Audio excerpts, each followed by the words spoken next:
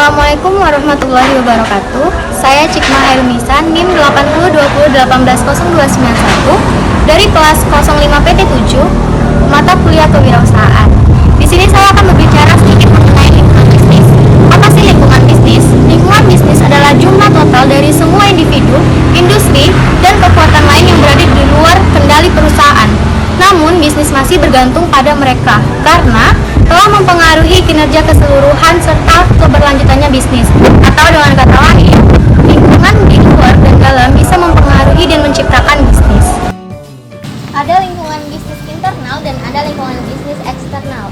Lingkungan bisnis internal yaitu meliputi money, material, mesin, market, dan juga metode. Sedangkan lingkungan bisnis eksternal yaitu meliputi lingkungan perekonomian, lingkungan teknologi, lingkungan sosial budaya, dan juga lain-lain. Nah, sekarang saya akan membahas mengenai lingkungan perekonomian. Ada dua macam, yaitu kondisi mikroekonomi atau microeconomic condition dan kondisi makroekonomi atau macroeconomic condition. Faktor mikro salah satunya adalah harga pasar, yaitu schedule permintaan, schedule penawaran, dan juga strategi permintaan dan penawaran. Dari schedule permintaan yaitu misalnya masker menjadi sangat populer pada saat ini karena permintaan meningkat akibat adanya wabah COVID-19. Terus contoh dari schedule penawaran yaitu misalnya di wabah COVID-19 ini masker sangatlah amat diperlukan dan kita tahu bahwa awal-awal COVID-19 ada di Indonesia harga masker sangatlah melunjak. Maka dari itu penjual masker pun berusaha membuat masker dari masker kain dan menjualnya dengan harga yang terjangkau agar masyarakat semuanya dapat menggunakan masker. Faktor-faktor yang mempengaruhi harga pasar yaitu ada pendapatan pelanggan, kesukaan pelanggan, dan biaya produksi. Faktor-faktor yang mempengaruhi suku bunga yaitu ada kebijakan moneter, pertumbuhan ekonomi, dan kemungkinan inflasi. Pada kemungkinan inflasi, apakah dengan naiknya harga masker pada awal-awal pandemi bisa menyumbangkan inflasi? Untuk lebih jelasnya kita bisa lihat slide berikut ini.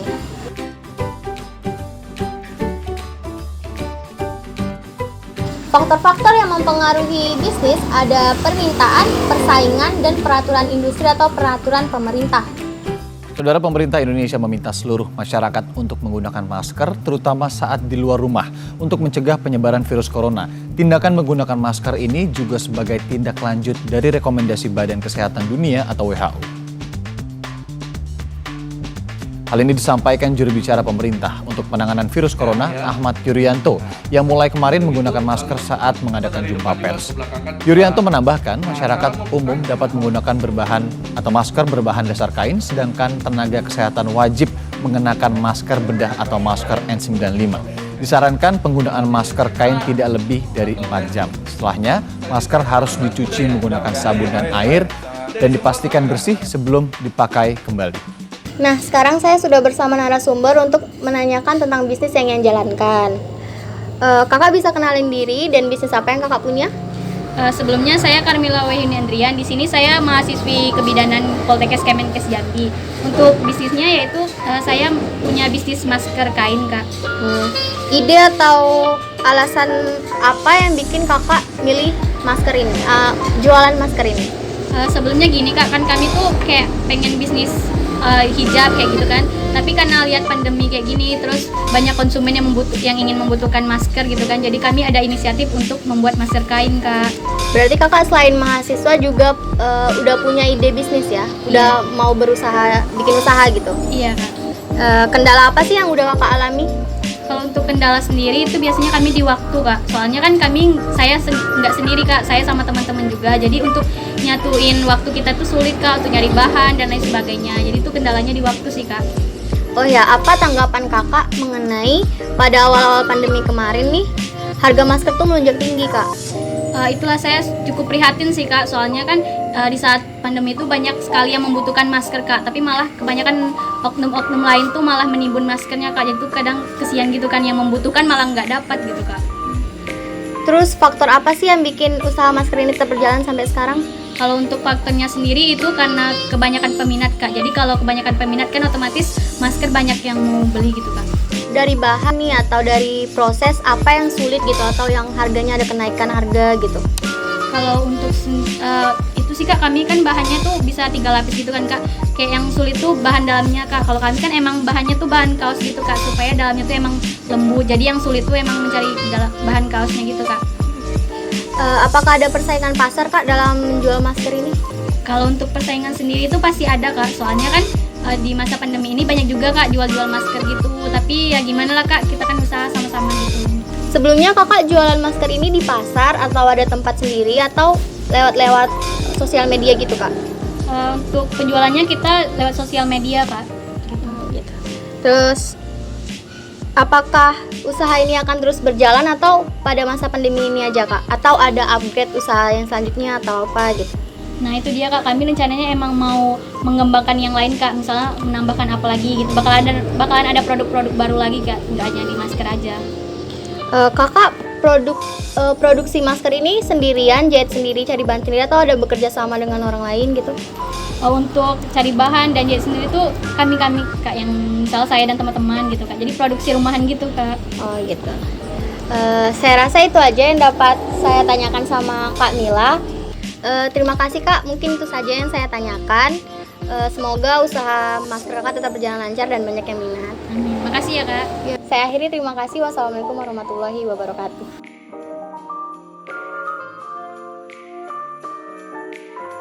Nah, kali ini saya akan membahas mengenai lingkungan bisnis, salah satunya yaitu lingkungan teknologi. Pengaruh teknologi dalam dunia bisnis.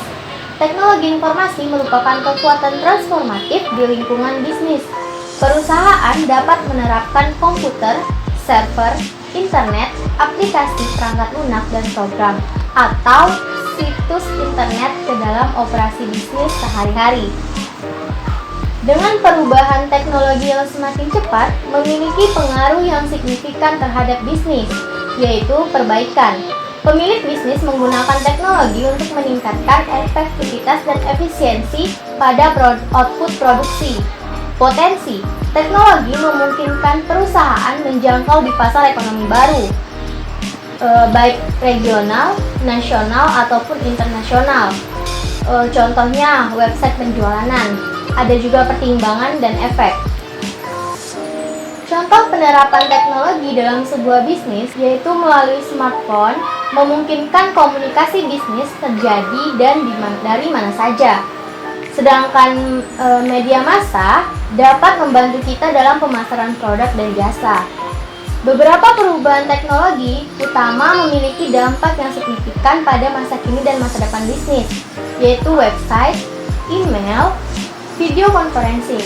Video conferencing ini memungkinkan berkomunikasi dengan klien dari seluruh penjuru dunia. Keempat, media massa mengubah cara bisnis pasar sendiri.